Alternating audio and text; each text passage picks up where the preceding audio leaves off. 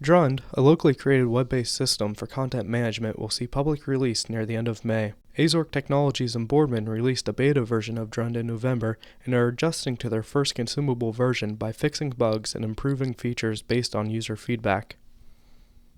We have produced a lot more sophisticated user interface thanks to some of the talent that we brought in and we're working with.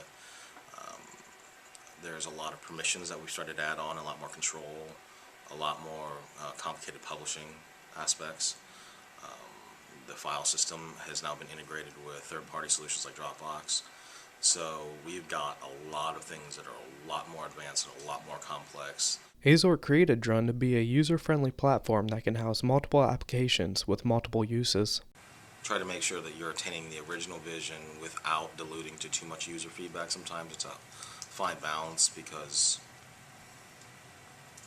just because some people say to do it and request it doesn't mean you actually have to do that. Lots of times if you're innovating for things that are not going to be used today, especially when you're building any sort of technological solution, you need to build for what you think that they may need in 2 years.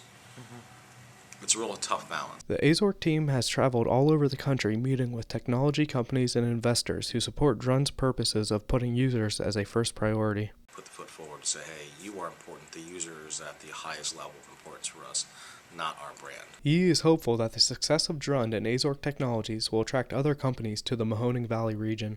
We feel very lucky and fortunate that we've gotten as far as we have from the place that we're at, without the Silicon Valley networks, without the Boston, New York networks, which are the hubs. And those are things that what we want to do is primarily highlight that you can do it from Ohio.